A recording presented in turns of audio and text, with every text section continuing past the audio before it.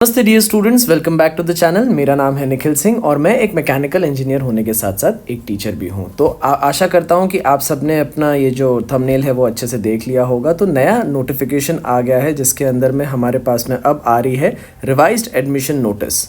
अब ये हो जा रही है हमारे पास सारी बीई और बीटेक के स्टूडेंट्स के लिए। तो ये वीडियो को पूरा अंत तक देखें, इसकी सारी डेट्स की डिटेल्स एक एक बारीकी को समझें और कहाँ आपको कैसे फॉर्म भरना है या कहाँ पे आपके पास में कौन सा डॉक्यूमेंट आपको सबमिट करना है, ये सारी डिटेल्स हम अभी बात करने वाले हैं। तो बेसिकली हुआ ऐसा है कि कोविड-19 के आउटब्रेक की वजह से ना बहुत सारे स्टूडेंट्स को जो गांव वगैरह में रहते हैं या जो शहरों में भी रहते हैं, उन्हें फॉर्म भरने में काफ़ी तकलीफ आई है। बहुत सिंपल रीजंस की वजह से आप लोग का जो फॉर्म है उसको रिजेक्ट कर दिया गया या फिर उसके अंदर में डिस्क्रिपेंसीज आ गई और लोग ग्रीवेंसेस वगैरह नहीं दे पा रहे हैं। ठीक है, अब हुआ ऐसा है कि हमारे पास में ये जो नोटिफिकेशन आया है ये वेबसाइट के ऊपर में 15 तारीख के डेट पे आया है और इसके अंदर में पहले तो ये एक्सप्लेन किया है जैसे पिछले नोटिफिकेशन में था कि अगर आप महाराष्ट्र स्टेट कैंडिडेट हैं या यूनियन टेरिटरी जम्मू कश्मीर के कैंडिडेट हैं या ऑल इंडिया कैंडिडेट हैं या फिर आप एनआरआई वगैरह या फिर फॉरेन कैंडिडेट हैं, तो आपका क्या एलिजिबिलिटी रहना चाहिए सीईटी के इस फॉर्म को भरने के लिए। ठीक है, आई होप आपको वो सारी चीज़ें तो पता होगी कि आपको मिनिमम 45% चाहिए ओपन में एंड कैटेगरी वालों को 40% चाहिए एंड डिप्लोमा करके भी आप इसको भर सकते हैं। तो इस चीज़ को आप आराम से स्क्रीनशॉट लेकर पढ़ लें। इतना ज़रूर याद रखें कि आपके पास सीईटी के अंदर में नॉन ज़ीरो मार्क होनी चाहिए या फिर अगर आपने एमएचटी सीईटी नहीं दिया है, महाराष्ट्र स्टेट सीईटी नहीं दिया है, तो आप जेई का पेपर 1 में आपके पास नॉन ज़ीरो पॉजिटिव स्कोर होना चाहिए। मतलब आपके पास में ज़ीरो नहीं होना चाहिए, पॉजिटिव कोई भी स्कोर चलेगा आपके पास। चलते हैं आगे। तो हमारे पास में सबसे पहले ओपन कैटेगरी को 800 रुपये लगेगा। ये जो बाकी के कैटेगरी के स्टूडेंट्स हैं उनको 600 भरना होगा एंड जो एनआरआई वगैरह कैंडिडेट्स हैं उनको 5000 भरना होगा। ये किन कैंडिडेट्स को भरना होगा? जिन कैंडिडेट्स ने एमएचटी सीईटी नहीं दिया लेकिन कोई और एग्जामिनेशन जो यहाँ पे ऊपर मेंशन्ड है वो देकर अगर आप फॉर्म भरना चाह रहे हो तब। लेकिन ज़्यादातर मेरे स्टूडेंट्स ने सीईटी की एग्ज़ाम दे दी है तो उनको ये वापस से पैसे भरने की ज़रूरत कतई नहीं है। ठीक है, चलते हैं आगे। अब देखिए हुआ ऐसा कि 9 तारीख से ये जो हमारे पास में ऑनलाइन रजिस्ट्रेशन जो था, online registration of application and uploading of the required documents, ये 9 तारीख से 15 तारीख तक थी पहले डेट। अब ये डेट को चेंज कर दिया गया है और इसको कर दिया गया है 22 तारीख तक। जी हाँ, 22 तारीख जो है आपके पास में ट्यूसडे का दिन आ रहा है और रात के 12 बजे तक आप इसको अपडेट कर सकते हैं, 12 से 1 मिनट कम। ठीक है, नेक्स्ट उसके बाद में आपने जैसे ही इसको अपलोड कर दिया तो आपके पास में ई स्क्रूटिनी या फिर ई ग्रीवेंसेस वगैरह आने लगेगी। आपको एक फैसिलिटेशन सेंटर होगा जिसके थ्रू में आपका फॉर्म बार बार चेक होगा और वो चेकिंग की जो आपको रिप्लाई है वो 23 तारीख को शाम के 5 बजे तक आ सकती है। तो बच्चों फॉर्म काफ़ी अच्छे से भरे, मैंने आपको यहाँ पे लिंक में दे दिया है कि फॉर्म कैसे भरना है, उसको अच्छे से जाके देखें, मैंने सैम्पल फॉर्म दिया हुआ है। अब बच्चों को जो भी ई स्क्रूटिनी वगैरह है वो सारी प्लेलिस्ट में आप जाके चेक कर लें। मैंने आपको सब बताया है एक एक सैम्पल लेकर कि कैसे आपके पास अगर कोई एरर डिटेक्ट होता है तो उसको आप ठीक कैसे करेंगे। चलते हैं आगे। अच्छा, अगर facility of online registration and document verification confirmation of application form for admission seats to other than CAP seats shall be continued till 21 Jan. CAP seats जो है, CAP round centralised assessment process जो है, allotment process, तो CAP round के through में जो आपका चल रहा है ना प्रोसेस वो तो ये है। लेकिन अगर आप other than cap management quota या वो सब लेंगे तो वो 21 जनवरी तक चलता रहेगा शाम के 5 बजे तक। ठीक है, आगे चलते हैं। जो स्टूडेंट्स 22 दिसंबर, ये जो मैंने यहाँ पे आपको डेट दिखाया, इस दिसंबर के डेट के पहले अगर अपना ये फॉर्म वगैरह नहीं फिल करेंगे तो वो स्टूडेंट्स कैप राउंड के बाहर हो जाएंगे और they will be considered only for non cap seats, मतलब डोनेशन वगैरह के थ्रू में जो सीट्स मिलती है उनके लिए या फिर लास्ट में जो बच कुछ गई सीट्स उनके लिए। फिर चलते हैं, ये जम्मू कश्मीर के लिए है, उन लोग के लिए 25 तारीख की डेट है। प्रोविजनल लिस्ट लगेगी यहाँ, प्रोविजनल मेरिट लिस्ट, जो महाराष्ट्र स्टेट, जम्मू कश्मीर के स्टूडेंट्स, ऑल इंडिया स्टूडेंट्स के लिए प्रोविजनल लिस्ट लगेगी। प्रोविजनल लिस्ट क्या होती है? Merit list. जैसे भी देखिए बहुत सारे स्टूडेंट्स ने पीसीएमबी का कॉम्बिनेशन दिया रहता है, तो पीसीएमबी में बहुत स्टूडेंट्स का क्या हो जाता है, पीसीबी के कॉम्बिनेशन में वो लोग अपना मेडिकल वगैरह में या फार्मेसी वगैरह में एडमिशन ले लेते हैं। तो हम क्या करने वाले हैं यहाँ पे, वो बच्चे लोग को निकाल देंगे। हाँ, मतलब हम नहीं निकालेंगे, वो जो बच्चों ने फॉर्म अप्लाई किया या कुछ बच्चे निकलना चाहते हैं, सोचते हैं कि हम नहीं इंजीनियरिंग करेंगे, हम बीएससी वगैरह करेंगे, तो वो ऊपर वाले बच्चे सब छट जाएंगे। जैसे ही छट जाएंगे तो आपकी जो प्रोविजनल लिस्ट में रैंकिंग है वो ऊपर हो जाएगी। तो वो रैंकिंग लगेगी 25 तारीख को। अब कभी कभी होता है उस मेरिट लिस्ट में किसी का नाम गलत आ गया, किसी का ये है क्या बोलते हैं कैटेगरी है वो गलत आ गया, TFWS भरा था बट नहीं आ गया, EWS भरा था बट नहीं आ गया, ऐसा कुछ तो उल्टा पुल्टा हो गया ना, तो आप उसके लिए ग्रीवेंसेस जो है, ठीक है, उसको आप क्लेम कर सकते हैं रेस करके 26 से 27 शाम के 5 बजे तक। तो 25 तारीख को आपकी नई मेरिट लिस्ट लगेगी और 26 और 27 तारीख तक आप उसके अगेंस्ट में अगर आपको कोई कंप्लेंट्स है वो आप रेस कर सकते हैं, ठीक है। उसके बाद में 29 को आपकी फाइनल मेरिट लिस्ट लगेगी और ये मेरिट लिस्ट कंफर्म होगी, इसमें आप कोई चेंजेस नहीं कर सकते हैं। फिर उसी दिन 29 को आपके पास में provisional category wise seats round 1 में कौन से हैं, मतलब टोटल जितने भी कॉलेजेस इस कैप राउंड में पार्टिसिपेट कर रहे हैं तो उन सारे कॉलेजेस के अंदर में कहाँ पे कितनी सीट्स है, कौन सी कैटेगरी की सीट्स है, कौन सी ब्रांच की सीट्स है, ये सारी चीज़ आपको यहाँ 29 को मिल जाएगी। हालांकि पिछले साल का भी आप रेफरेंस ले सकते हैं, बहुत मामूली सा फ़र्क आता है पिछले साल और इस साल में, बट आता ज़रूर है। कोई कॉलेज क्या करता है, नया ब्रांच अपने तरफ खोल लेता है तो नई सीट्स आ जाती है। कोई कॉलेज देखता है कि हमारे यहाँ ये ब्रांच नहीं चल रहा है तो शायद वो उस ब्रांच को बंद भी कर देता है, बहुत रेयर है बट होता है, ठीक है। अब आता है मेन, इसके ऊपर में भी मैं आपके लिए एक वीडियो बनाने वाला हूँ। Online submission and confirmation of option form. Option form मतलब अब आपको सेलेक्ट करना होगा कि किस कॉलेज का कौन सा आपको ब्रांच चाहिए, ठीक है। वो 30 और 1 तारीख तक का दिन है, तो 30 तारीख जो है आपके पास में वो आ जाता है वेडनेसडे और 1 तारीख आपका आ जाता है नया साल। तो ये आपको इस साल से लेके अगले साल तक का टेक्निकली टाइम मिल रहा है 3 दिन का, ठीक है। तो उसके बाद में जैसे आप ये कर देंगे तो प्रोविजनल कैप अलॉटमेंट आ जाएगा राउंड 1 का, मतलब आपके पास में जो अलॉटमेंट है किसको कहाँ की सीट लग रही है वो आपको 4 तारीख को पता चल जाएगा। एंड जैसे ही वो पता चला तो 5 तारीख से 7 तारीख आप क्या करेंगे, अपना एडमिशन कंफर्म करेंगे।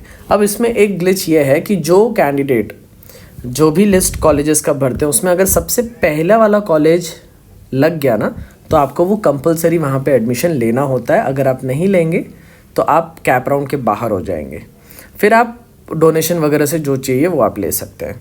तो सोच समझ के आपको यहाँ पे जो आप ऑप्शन फॉर्म भरेंगे ना, बहुत सोच समझ के भरना है, मैं आपको बताऊँगा कैसे भरा जाता है, ठीक है। अच्छा, मान लीजिए जो स्टूडेंट्स का पहला ये लग गया, क्या बोलते हैं, पहला कॉलेज लग गया, तो candidates who have been allotted the seat as per their first preference in round 1 auto freeze हो जाएगा, वो ऑटोमेटिकली आपको वो चीज़ लेनी पड़ेगी, ठीक है। That is called as auto freeze, ये बहुत इंपॉर्टेंट है, ठीक है। They shall pay the seat acceptance fee online, मतलब आप वो फ़ी आप वो सीट एक्सेप्ट कर रहे हैं, फॉर दैट आपको ना ऑनलाइन उस फ़ी को पे करना होगा थ्रू देयर लॉगिन, आपके लॉगिन और पासवर्ड को यूज़ करके। And such candidates shall not be eligible for participation in the subsequent rounds. तो बाय डिफ़ॉल्ट ये ऑटो फ्रीज का जो ऑप्शन आ गया ना, तो ऑटो फ्रीज के बाद में आप नेक्स्ट कैप राउंड में पार्टिसिपेट नहीं कर सकते हो, इतना आप एकदम अच्छे से ध्यान रखना। अच्छा, अगर मान लो कोई बच्चा ऐसा है जिसका फर्स्ट कॉलेज नहीं लगा लेकिन सेकेंड थर्ड नीचे वाले कॉलेज लग गए, उनका क्या? तो उनके पास ऑप्शन होता है, अगर वो चाहें तो इसको फ्रीज़ करके अपनी एडमिशन कंफर्म कर लें। अगर वो सोचते हैं कि ना ना ना ना ना ना ना इससे बेटर कॉलेज हमको शायद नेक्स्ट राउंड में मिल जाएगा, तो वो उसका भी ट्राई कर सकते हैं। तो देखो, candidates who have allotted other than the first preference and self freezed their allotment in round 1 through their login must accept the seat and shall pay the acceptance fee through online mode. ऐसे candidates जिनका पहला number नहीं लगा, college जो उन्होंने डाला था पहले कॉलेज में नाम नहीं आया बट नीचे का कोई कॉलेज का नाम आ गया और उनको अगर उसको फ्रीज करना है तो उनको क्या करना होगा, ये एक्सेप्ट करके फ़ीस पे करना होगा ऑनलाइन, ठीक है। तो फीस कितना क्या है वो नीचे बताता हूँ मैं। सच candidate shall not be eligible for participation in the subsequent rounds. Obviously अगर आप अपना जो सीट है उसको कंफर्म कर देते हो तो आप आगे के राउंड से बाहर हो जाओगे, ठीक है। अब आता है तीसरा, अगर सर हमारा नीचे नंबर लग गया बट हमको वो कॉलेज नहीं चाहिए या हमको रुकना है, नेक्स्ट राउंड में जाना है। So candidates who have allotted other than the first preference and want betterment in the subsequent rounds must claim the allotted seat in the round 1। आपको क्लेम करना है उसको कि बॉस ये मेरा सीट है, इसको क्लेम नहीं छोड़ना है। आप क्लेम करोगे, कैसे क्लेम करोगे? फ्रीज करके नहीं करोगे, by accepting that seat by choosing not freeze option। तो वो टेक्निकली ना वो सीट आपका ही है, बट फिर भी आप सेकेंड कैप राउंड में जा रहे हो। डिसीजन आप सेकेंड कैप राउंड में लोगे कि भाई पहले कैप राउंड में जो सीट लगी थी वो रखनी है या छोड़ देनी है। लॉजिक समझो, अगर आप फ्रीज कर देते हो देन आपका एडमिशन हो गया, आप बाहर हो कैप राउंड से। पहला ही नाम लग गया तब तो आपको लेना ही पड़ेगा एडमिशन, लेकिन नीचे वालों में नाम लगा कॉलेजेस का, तो आपका ऑप्शन है या तो फ्रीज कर दो या तो नॉट फ्रीज्ड लिख कर आप नेक्स्ट कैप राउंड में चले जाओ। नेक्स्ट कैप राउंड में आपके पास ऑप्शन आ जाएगा, अगर आप पहले वाला सीट रिटेन करना चाहते हो तो कर लो, या फिर नेक्स्ट कैप राउंड में कोई नया सीट लग गया वो लेना चाहते हो वो भी ले सकते हो। लेकिन ये करने के पहले फर्स्ट कैप राउंड में आपको ऑप्शन चूज करना होगा नॉट फ्रीज ऑप्शन, और आपको बेटरमेंट के लिए फ़ी पे करनी होगी। समझ में आया? फ़ी तो पे करनी होगी आपको। कितनी है फ़ी आगे देखते हैं। तो ये हो गया आपका पूरा का पूरा 7 तारीख तक, ठीक है। अच्छा, अब यही जो आपके पास में आया ना, तो इसी में आपके पास 5 से 7 तारीख तक होता है reporting to the allotted institute. जिस कॉलेज में आपकी एडमिशन हो गई ना, उस इंस्टीट्यूट में जाके आपको अपने ओरिजिनल डॉक्यूमेंट सब लेकर जाने होंगे, जिसके अंदर में आपके पास में जो भी डॉक्यूमेंट्स आपने ऑनलाइन प्रोड्यूस किया था उसको वहाँ पे आपको वेरीफाई कराना होगा, ठीक है। एक बार ये हो गया। 8 तारीख को आपके पास प्रोविजनल लिस्ट लगेगी ऑफ द वेकेंट सीट्स। बच्चों ने जिधर जो लेना है ले लिया, फ्रीज कर दिया, सब हो गया। तो फिर अब नेक्स्ट कैप राउंड को अप्लाई करने के पहले आपके पास में वेकेंट सीट्स कहाँ पे कितनी बची है उसकी लिस्ट आपको 8 जनवरी को पता चलेगी। फिर online submission and confirmation of the option form, फिर से हम ऑप्शन फॉर्म भरेंगे, क्योंकि अब आपका कैसा है, प्रेफरेंस चेंज हो सकता है ना। और हो सकता है जहाँ पे आप सोच रहे थे सीट्स मिलेगी वहाँ पे अब सीट बची ही नहीं, या कहीं पे आपको लग रहा था नहीं नहीं यहाँ नहीं लूँगा, लेकिन अब आपको लग रहा है नहीं नहीं यहीं ले लो भाई, सेफ हो जाएंगे। फिर से आपको ऑप्शन फॉर्म भरना पड़ेगा। ऑप्शन फॉर्म भरने के लिए आपके पास में 3 दिन का समय है, 9, 10, 11 का। उसके बाद में जब 11 को आप फॉर्म भर देंगे तो फिर से एक प्रोविजनल अलॉटमेंट, मतलब एक्चुअली मेरिट लिस्ट लग जाएगी आपकी कि बॉस किसकी कहाँ पे प्लेसमेंट हुई है। वो देखने के बाद फिर वही प्रोसेस जो आपने यहाँ पे किया था कॉलेज जाकर कंफर्मेशन का, अब यहाँ करना होगा 14 से 16 तारीख तक। अब ध्यान से देखें, 3rd कैप राउंड में नहीं जा रहे हम, 2 ही कैप राउंड, ठीक है। तो candidates who have been allotted the seat for the first time in round 2, पहले में सीट ही नहीं लगा, सेकंड में लग गया, तो क्या करेंगे, दे shall pay the fee, seat acceptance fee through his और हर लॉग इन ऑनलाइन, ठीक है। लेकिन ऐसे कैंडिडेट्स जिनको पहले लगा था सीट फर्स्ट कैप राउंड में और फिर वो सेकेंड कैप राउंड में खेले, so the participating candidates to whom the first time allotment is made or betterment is allotted or no betterment in round 2 shall be final।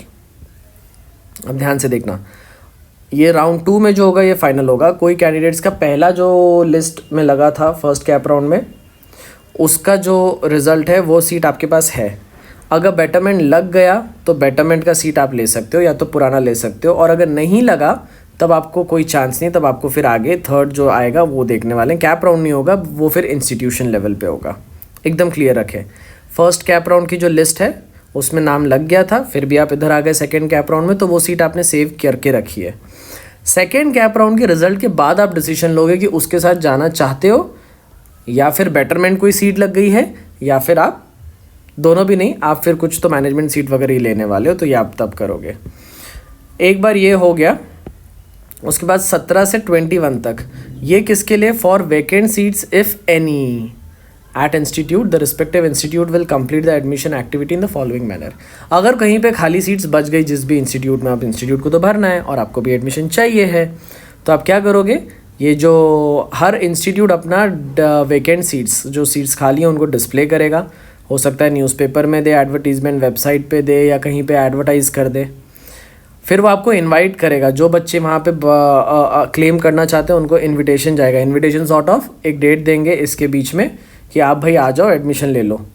फिर जितने बच्चों ने, मान लो मेरे पास मैकेनिकल की 4 सीट बची है मेरे कॉलेज में, तो मैं उसका जग जाहिर पेपर में एडवर्टीजमेंट दूंगा, तो शायद 100 बच्चे अप्लाई करेंगे। समझ रहे हो, वो 100 में से कितनों को वो 4 सीट मिलेगी, सिर्फ 4 ही को मिलेगी। तो इसीलिए आपको मेरिट लिस्ट लगानी पड़ेगी, मेरिट लिस्ट। अब यूजुअली ये जो मेरिट लिस्ट हो जाती है ना, ये मैनेजमेंट सीट के हिसाब से ही लग जाती है, ठीक है, बट अनऑफिशियली। मान के चलो 100 बच्चे हैं, ऑफिशियल केस ऐसा होना चाहिए कि 100 में से जो 4 टॉपर थे उनको वो सीट लग जाएगी, लेकिन ऐसा यूजुअली होता नहीं है। कॉलेज खाने कमाने के चक्कर में क्या करता है कि मैनेजमेंट सीट का कोटा है वो, तो जो ज़्यादा पे करे उनको मिल जाता है, वो लोग मेरिट लिस्ट ऊपर नीचे कर लेते हैं। उसके बाद अच्छा, आपका जो एकेडमिक ईयर है वो 11 जनवरी से चालू हो जाएगा, पहले कैप राउंड के बाद ही वो चालू हो जाएगा, ठीक है। और उसके बाद में कट ऑफ डेट्स जो है, लास्ट का डेट मतलब किसी भी तरीके के एडमिशन का लास्ट डेट है 21 जनवरी, और 22 जनवरी लास्ट डे रहेगा जब कॉलेजेस अपना सारा डेटा, फर्स्ट कैप से कौन आया, सेकंड कैप से कौन आया, क्या कट ऑफ लगा, ये सब गवर्नमेंट को अपलोड करेंगे 22 तारीख तक, ठीक है। तो ये था हमारे पास में पूरा का पूरा प्रोसीजर। अब चलते हैं आगे कुछ इंपॉर्टेंट पॉइंट्स, जैसे जो बच्चे ई स्क्रूटिनी वगैरह करने के लिए फेल हो जाएंगे, जो ये कैप राउंड 22 तारीख तक बोल रहा हूँ ना मैं, एप्लीकेशन नहीं भरेंगे, उनको तो कोई तरीके का एडमिशन में वो पार्ट नहीं ले सकते, ना ही मैनेजमेंट सीट से उनको सीट मिलेगी, ना ही कैप राउंड से मिलेगी। फॉर्म भरना ज़रूरी है, 22 तक आप फॉर्म भर दो। उसके बाद में जो नॉन क्रीमी लेयर वगैरह चाहिए उनकी वैलिडिटी 31 मार्च तक होनी चाहिए है। अगर ऐसा कैंडिडेट ये नॉन क्रीमी लेयर वगैरह नहीं सबमिट कर पाया तो वो हो जाएगा ओपन कैंडिडेट, मतलब जनरल कैटेगरी में शिफ्ट हो जाएगा, वो उसको वो जो उसके जो कैटेगरी वाइज जो भी बेनिफिट्स मिलने थे वो नहीं मिलेंगे। उसके अंदर बहुत सारी चीज़ें हैं, एक ये देख लो, अगर मान लो कोई बच्चा ऐसा है कि जो कैटेगरी के लिए अप्लाई किया था तो 600 रुपया फ़ीस भरा था, लेकिन उसका कुछ तो डॉक्यूमेंट्स शॉर्ट हो गए, जैसे EWS के लिए फॉर्म डॉक्यूमेंट नहीं मिला, या फिर TFWS नहीं मिला, इनकम सर्टिफिकेट नहीं मिला, वगैरह वगैरह, जो तो भी कास्ट सर्टिफिकेट, कास्ट वैलिडिटी नहीं मिला, तो वो बच्चा ऑटोमेटिकली ओपन कैटेगरी में काउंट हो जाएगा। और ओपन कैटेगरी की फ़ीस 800 रुपये थी फॉर्म की, अब बच्चा भर के रखा है 200 क्योंकि वो कैटेगरी का था, तो उसको 200 रुपये एक्स्ट्रा, सॉरी बच्चे ने 600 भर के रखा है क्योंकि वो कैटेगरी का था, तो उसको 200 रुपये एक्स्ट्रा भरना पड़ेगा, ठीक है। आगे चलते हैं। अब ये बहुत इंपॉर्टेंट है, this is the most important one, जिसके ऊपर में सबसे ज़्यादा मेरे पास में क्वेश्चंस दिन भर आए हैं। वो है कि सर मैंने SC ST ये सब कैटेगरी का हूँ, अगर मान लीजिए ये सारे जो हैं EWS candidates who have submitted the receipt, tribal validity certificate, non creamy layer certificate, EWS certificate during verification, या तो आपने सर्टिफिकेट सबमिट किया होगा या तो आपने रिसिप्ट सबमिट की होगी। लेकिन अगर आप वो चीज़ ओरिजिनल 7 जनवरी तक नहीं दिखाएंगे, कहाँ पर, अलॉटेड इंस्टीट्यूट में, अपने ओरिजिनल दिखाने हैं आपको, सर्टिफिकेट से जो है उसी से काम चलने वाला है। आपकी जो रिसिप्ट थी, जिन बच्चों ने रिसिप्ट अपलोड किया, देखो उनका कैटेगरी का जब वेरिफिकेशन आया ना, तो ब्रैकेट में लिखा है कि रेड कलर से कि आपने सर्टिफिकेट अपलोड नहीं किया है, OBC है, सर्टिफिकेट नहीं है, ऐसा रेड से लिखा है, क्योंकि आपने सिर्फ अभी तक उसकी जो फ़ी रिसिप्ट है वो कॉपी अपलोड की है। तो आपको यहाँ पे 7 तारीख तक का टाइम दिया गया है, 7 तारीख तक आपको इसको कैसे भी करना है। और कहीं डाउट डिफ़िकल्टी है तो इस नंबर पे फ़ोन कर लें, ये नंबर यूजुअली लग रहा नहीं है ज़्यादातर, बट ठीक है, फिर भी आप फ़ोन कर लें और अपनी क्वेरीज़ को वहाँ के ऊपर में डालकर पूछ लें। आशा करता हूँ कि आपको ये वीडियो समझ में आ गया होगा। इसी के साथ में लगे रहें, जुड़े रहें चैनल के साथ में, पढ़ते रहें और खूब आगे बढ़ते रहें। चैनल को ज़रूर से सब्सक्राइब कर लें अगर नहीं किया, वीडियो को लाइक कर दें और जितना हो सके शेयर कर लें। अगर कोई डाउट डिफ़िकल्टी है तो नीचे कमेंट आप ही के लिए है, ठीक है। इसी के साथ में मिलते हैं अपने नेक्स्ट वीडियो में, जिसके अंदर में मैंने आपको एक अंदाजे से परसेंटाइल का अलग अलग कॉलेजेस का क्या क्या रह सकता है उसके ऊपर मैं आपको एक ब्रीफ अप दूंगा। इसी के साथ नमस्ते।